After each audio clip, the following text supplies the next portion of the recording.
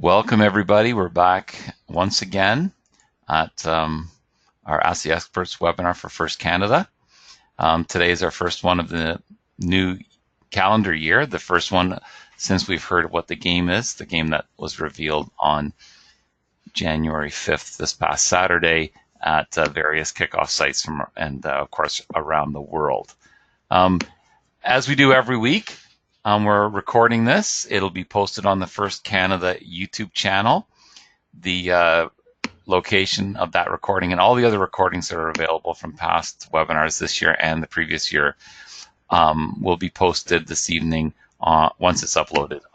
The link will be posted on the First Canada Facebook channel, and you can have access to this the slideshow as well. It has some links that you might be interested in as we go along.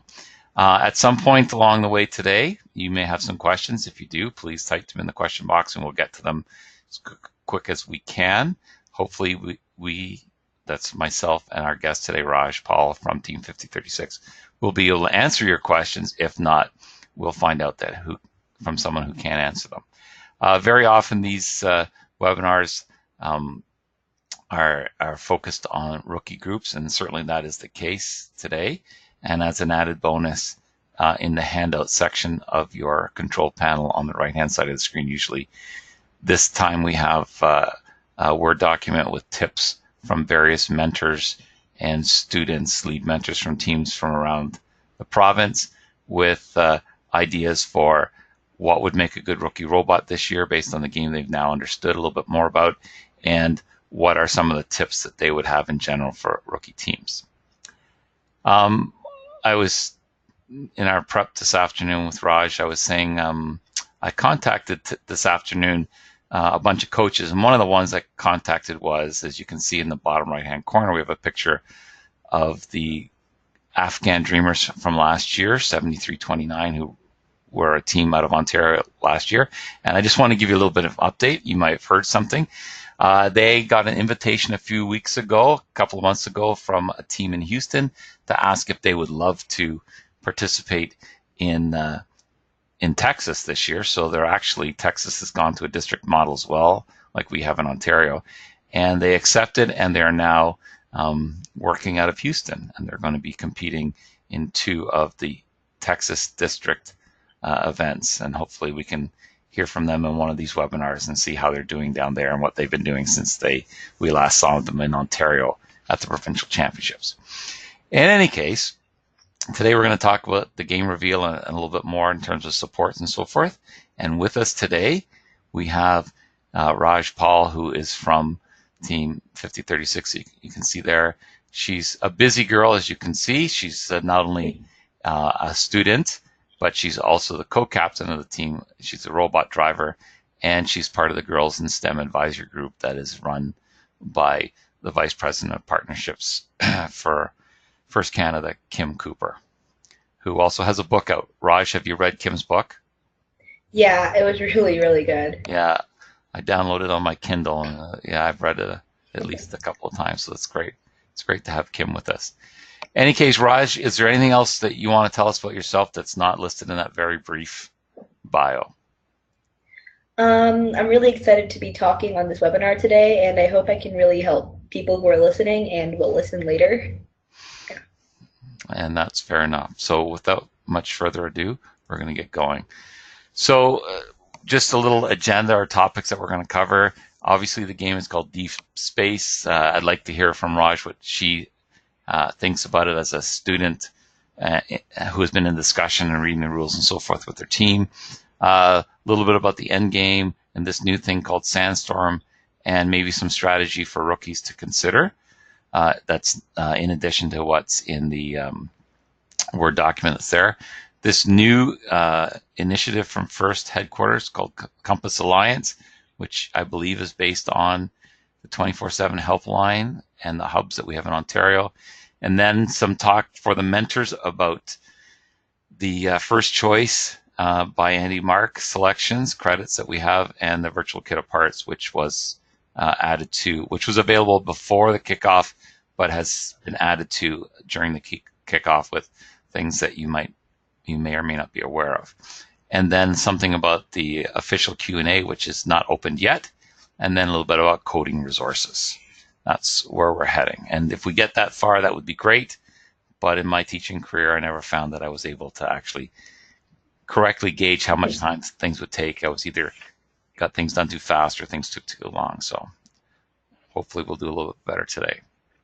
So I put the picture on the screen because I needed to remember what the size of these things were, and that's obviously part of the beginning of the game and part of the end game. And that's the habitat that we've heard about, the habitat platform. So Raj, where are the points in this game? What does your team think? We think the most important thing to really focus on right now are the hatches, because you can't really score the cargo without the hatches. So the hatches are 2 points each. So if someone can, or if a team can score all the hatches before they even score cargo, they are up many points.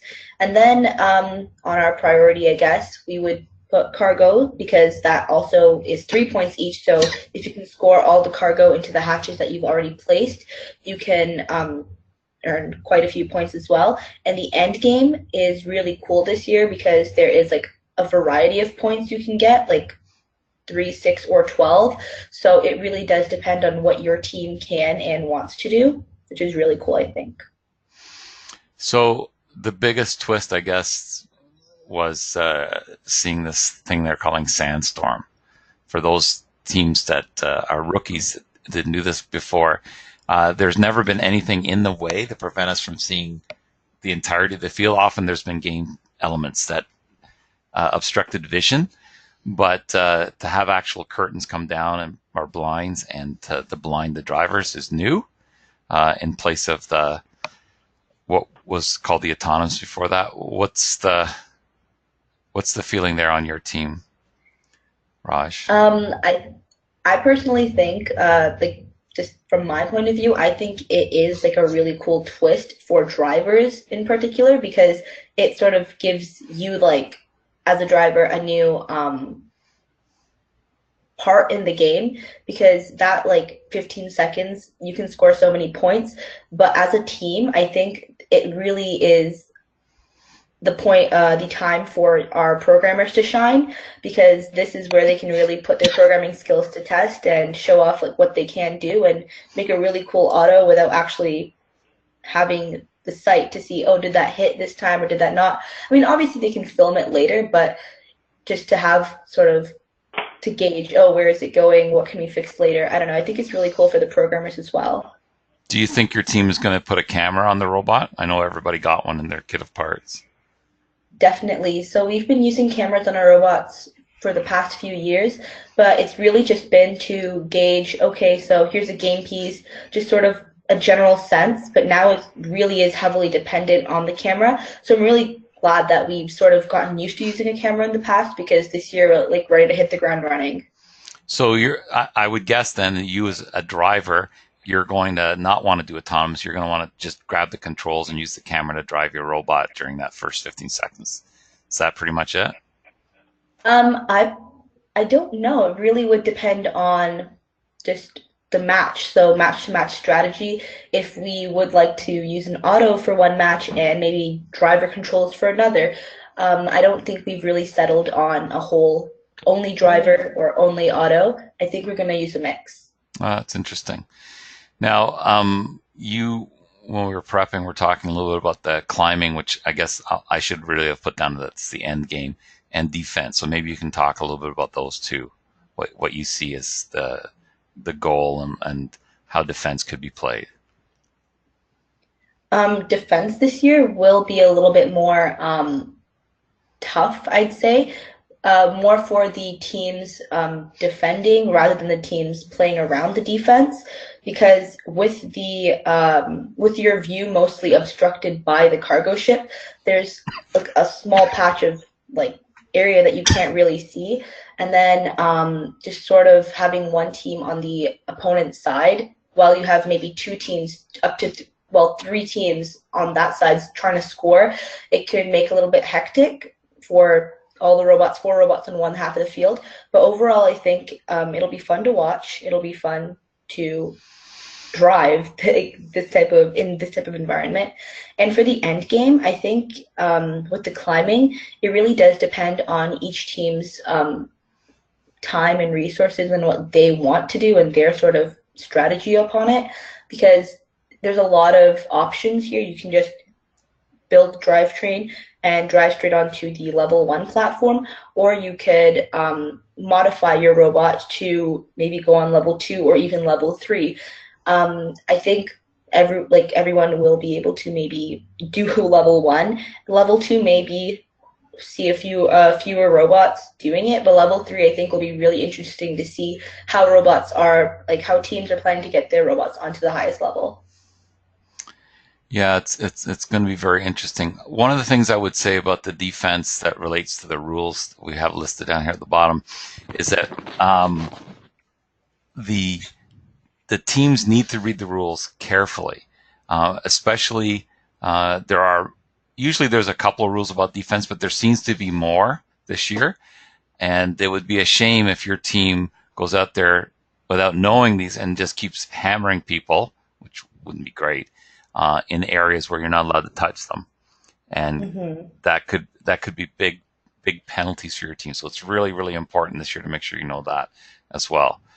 The other thing that's going to be important, I think, is the bumpers, because the bumper rules are very specific, but a couple of areas of the field have been designed so bumpers can go, I guess, like almost inside the cargo ship to make it easier to put the hatch on, and the same thing to retrieve hatches from the human player station. So that's important. So you need to really look at that and the sizes and the height and so forth. So there's some variation in the rules for that. So that's something to keep in mind. Now we have another guest with us from out on the western part of Canada, Craig Maynard, who is also an FSM.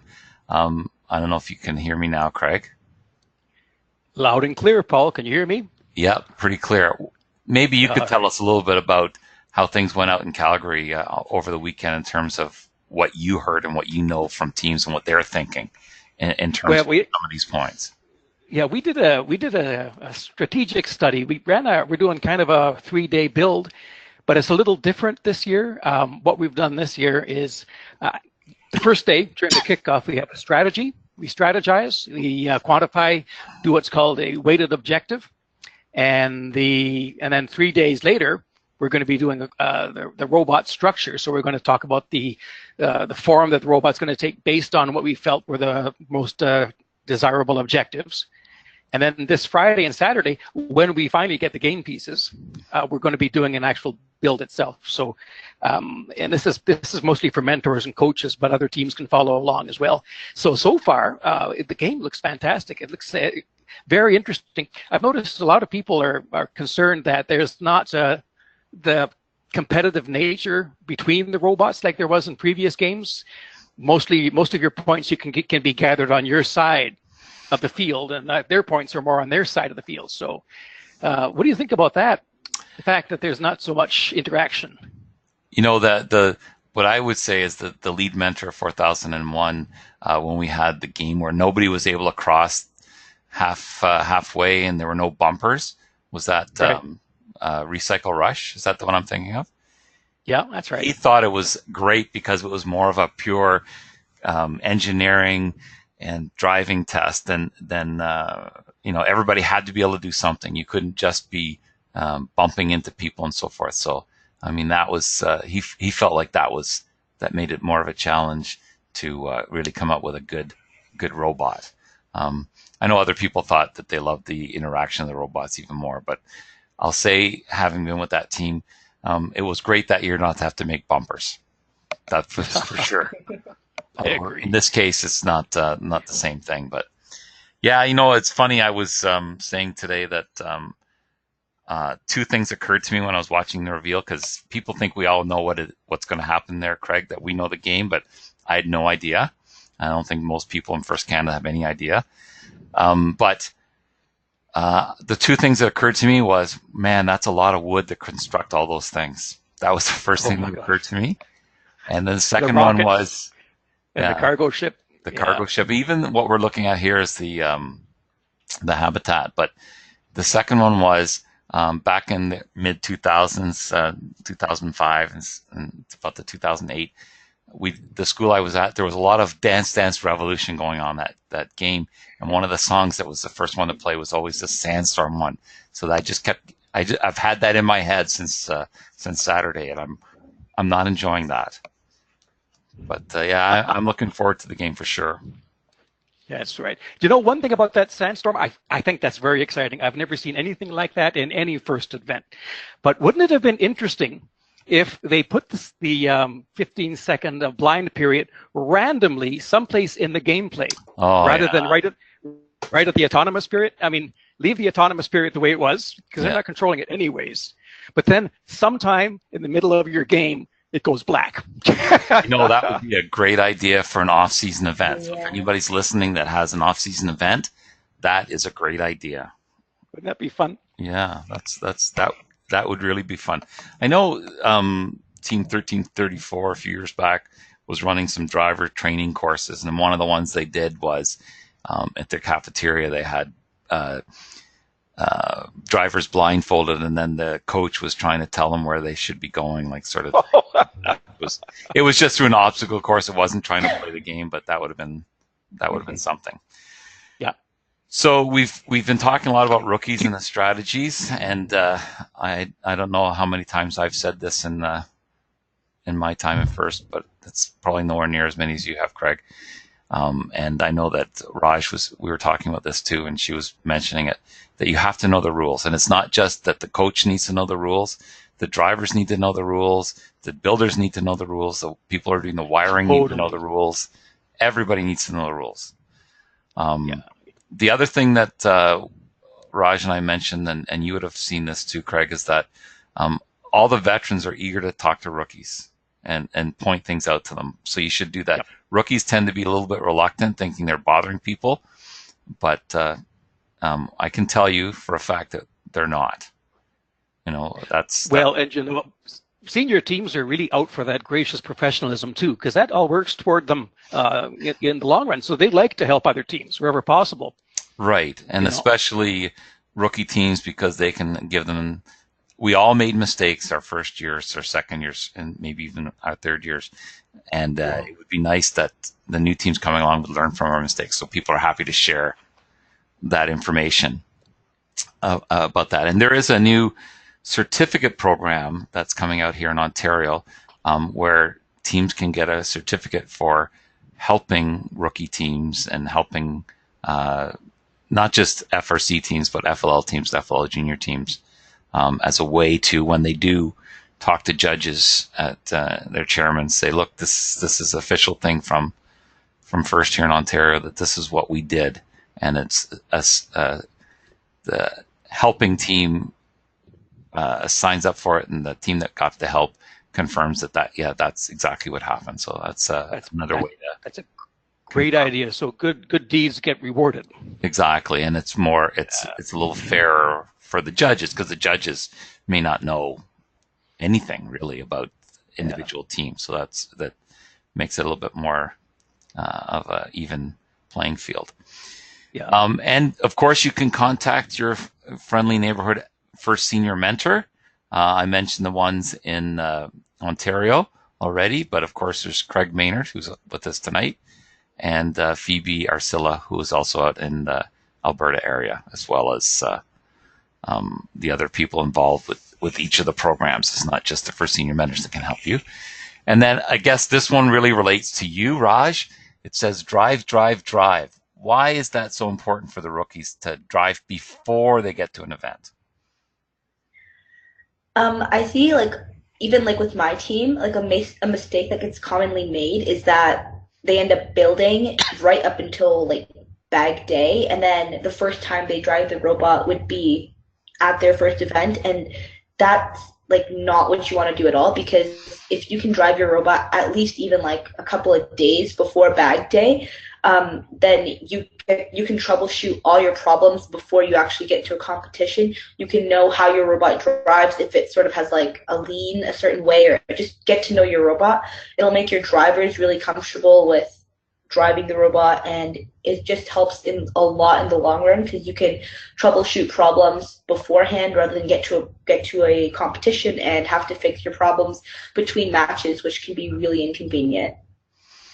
Yeah, and That's great advice. And I know one of the things about that, we had, I don't know, Craig, if you remember this, when we were in Florida with the FRC this summer in June, but one of the FSMs from one of the American states said the first time they were able to try their autonomous was at a competition, because they had no practice fields anywhere near them.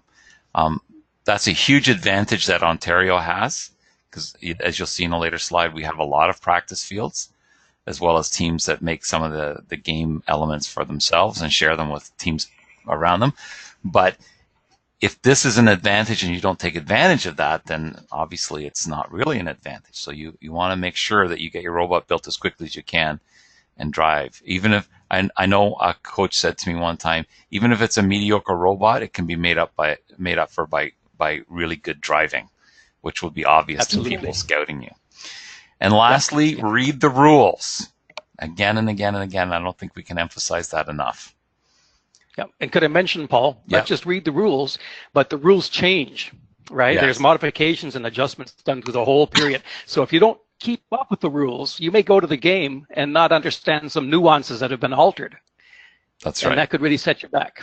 Yeah. That's right. So that's important. So we'll talk about it a little bit next week, but it's been posted on FRC Canada's Facebook page. But every year, a quiz is created, an online quiz that usually I make it from the rules, and it's up.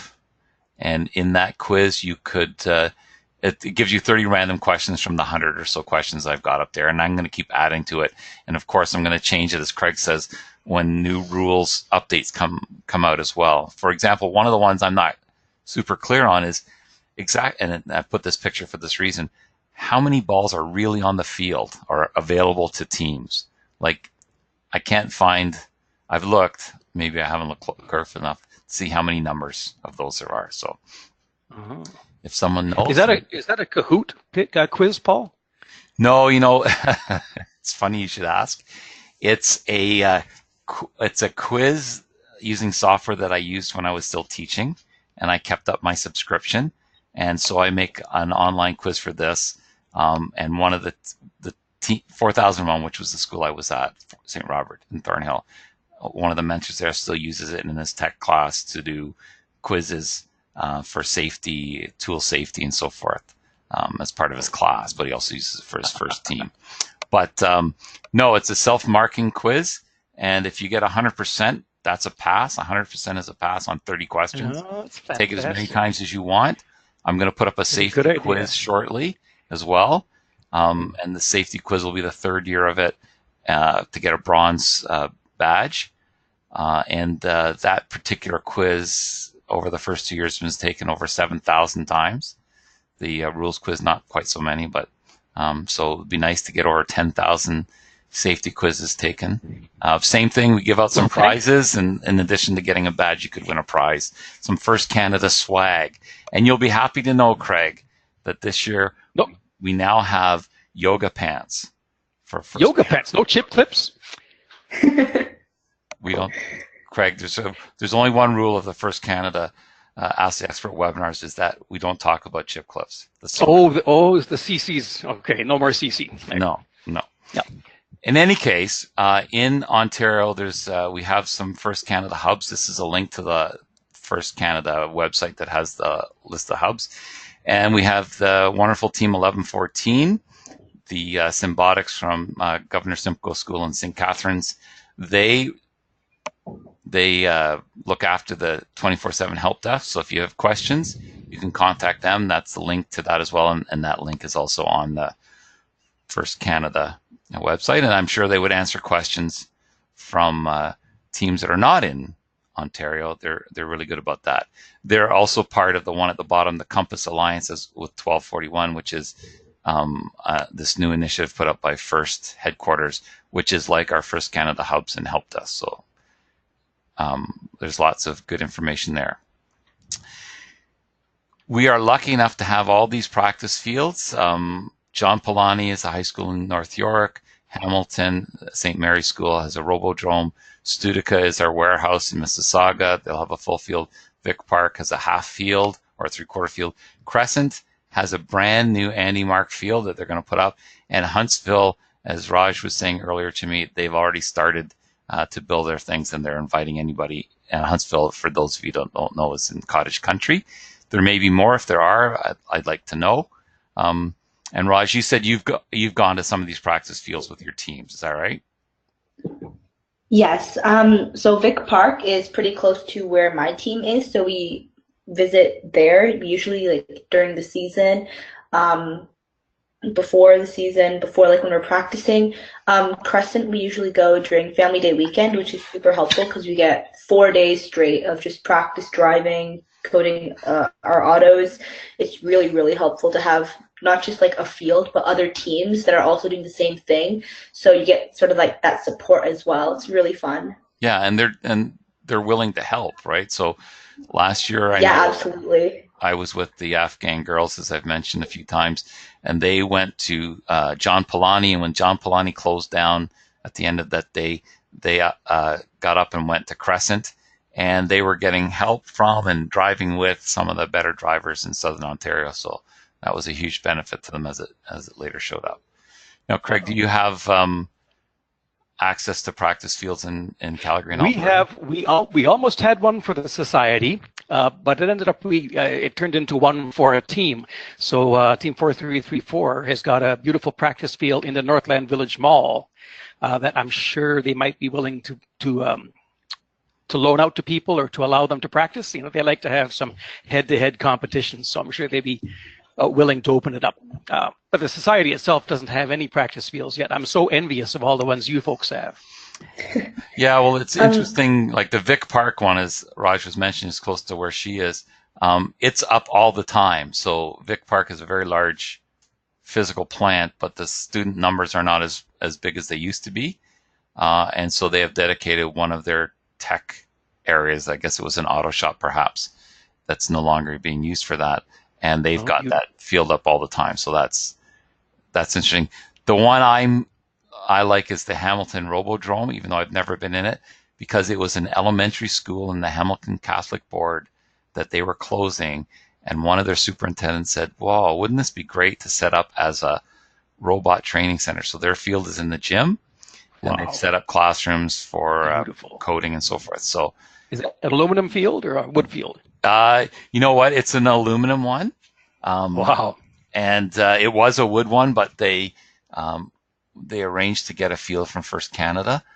We sold them a field that we had, and but the game elements like the rockets and the cargo ships and so forth are built by various teams and used there. So they're again out of wood because they won't have the actual ones for quite some time, I don't think. So we don't actually use any of the game elements to each specific game at the practice fields. They're all made out of wood. You know, we tried to get an aluminum field from Andy Marks this season, but the new tariffs on aluminum seem to have driven up the prices a lot. I was at Studica early in the fall, and that's what Derek Murphy was saying as well, that the prices were going up, and that was one of the issues for sure, he thought. Crazy. So that's interesting. Yeah. One of the things I wanted to mention was about, sorry, Raj? Oh, no.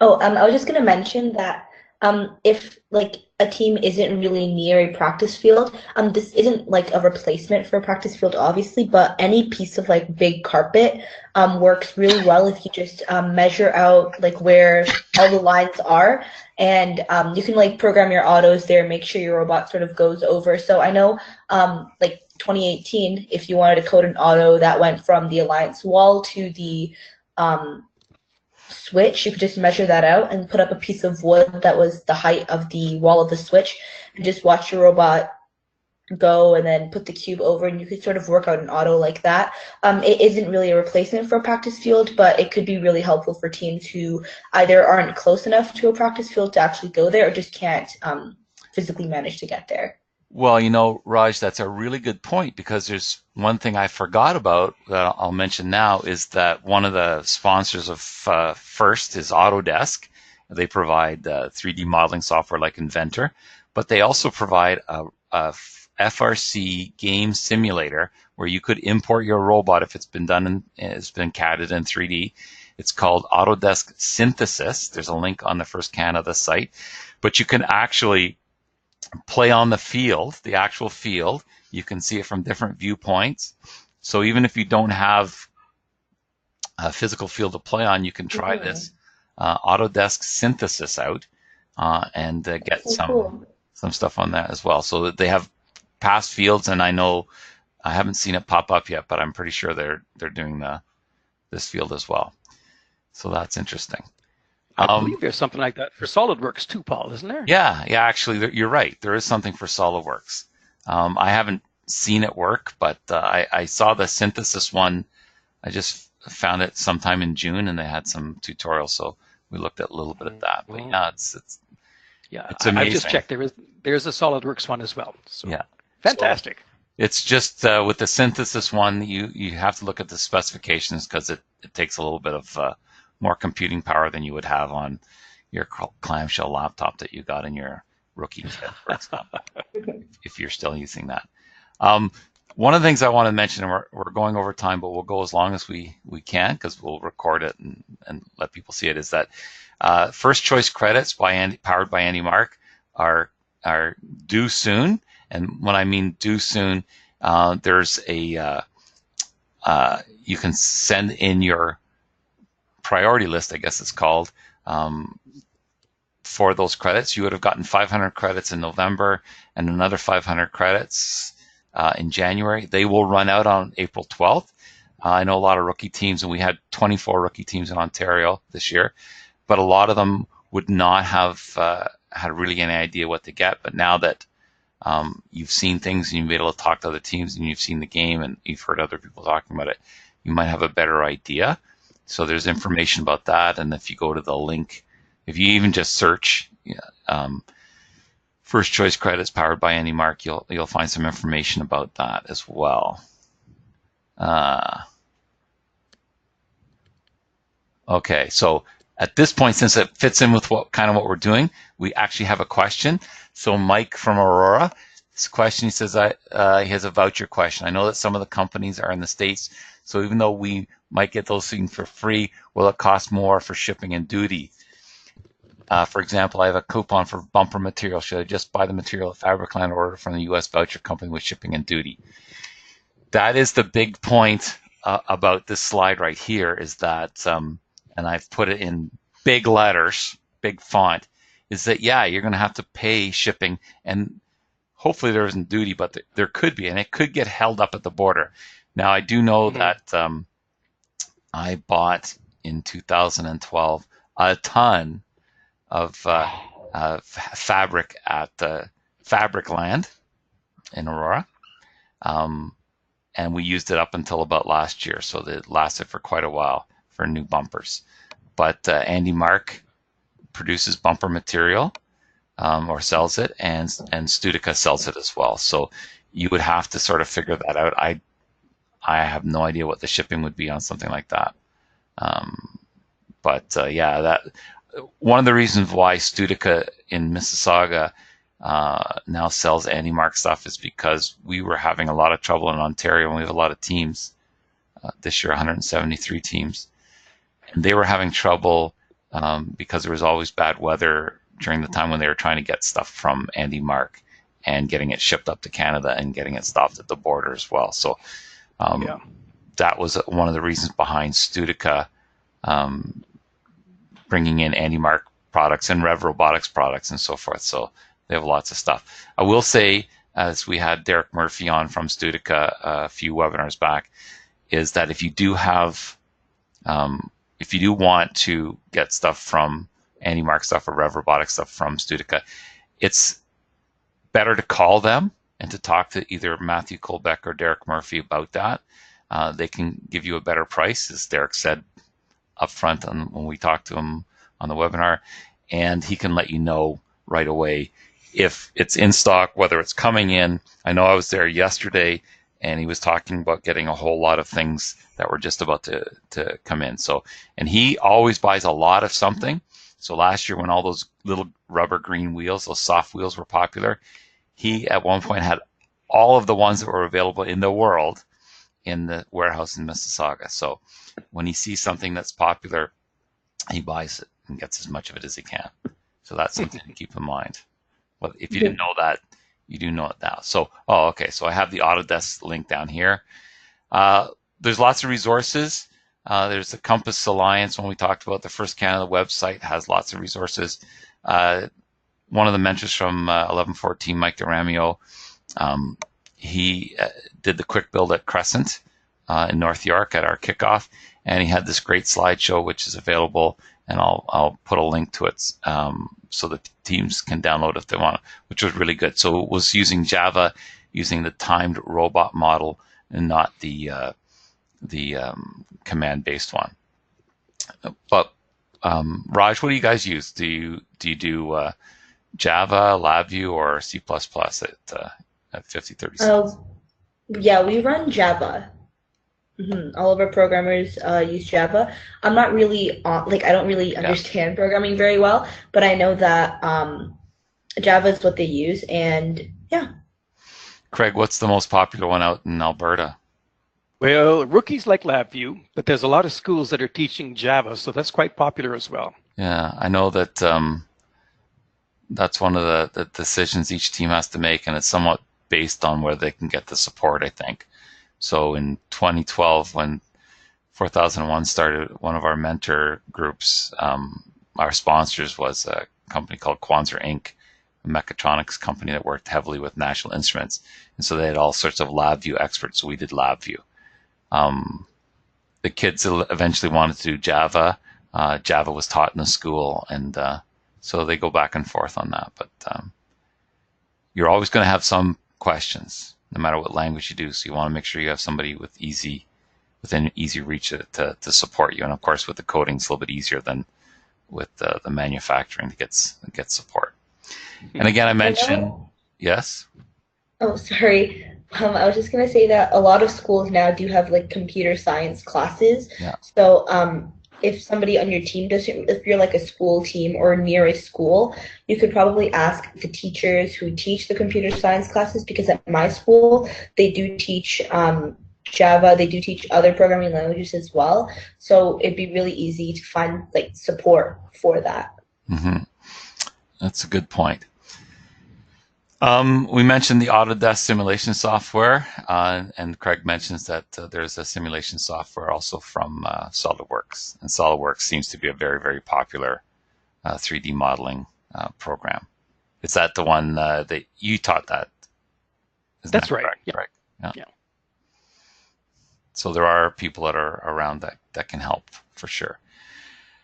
Well, we've pretty much got to the end of what we wanted to go through. We went a little bit over time, but not too much. By this time next week, both the rules quiz and the safety quiz will be up. We'll definitely be talking about those next week, but we'll also be talking about other things as well. And we welcome anybody like Craig Maynard, first senior mentor from Alberta, and Raj Paul, driver from Team 5036, that if they want to join us on the webinar and provide some feedback. You don't have to be a super expert, because God knows I'm not, but someone's got to do this, and it's more beneficial for me to have other voices on than just to be listening to myself. So hopefully that'll be the case. So maybe Raj, if you've got any last words you want to talk about before we close off for today. Really, I hope all teams have a really good build season, have good strategies, read the rules, get a lot of practice in, and overall build the best robots that they can. And I'm always available for any help, any questions. If you have any, you could email me or my team. Like, we're always happy to help. And I'll include Raj's email address on this slide when I send it out, so that you'll have access to that. So I'll send this out to everybody that has signed up for the webinar, so that you'll have access to that. And as we always say, feel free to share it with anybody else. Craig, it's still early out in Alberta. You still got the night to go, but I do. Anything you'd like to add in before we go tonight? Well, there's a very interesting observation that I've seen floating around about the last 4 years of FIRST Robotics Contest. Have you noticed there's a timeline going on here? Stronghold, think about it. 4 years ago, Stronghold was all set back in the medieval times.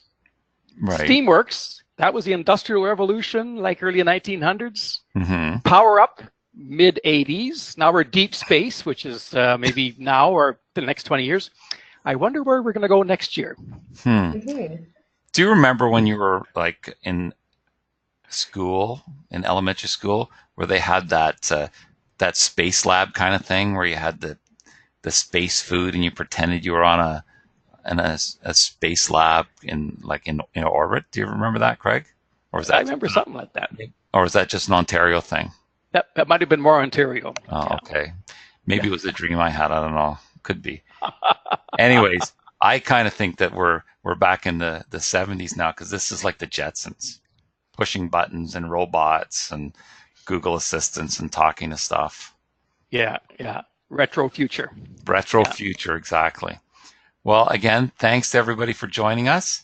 If you do have any questions, if you do have any suggestions of things you'd like to hear on the webinar, if you're in Ontario and you'd like a visit from a FIRST Senior Mentor or for someone from FIRST Canada, or if you're in Alberta and you want to get a hold of Craig or Phoebe, please do.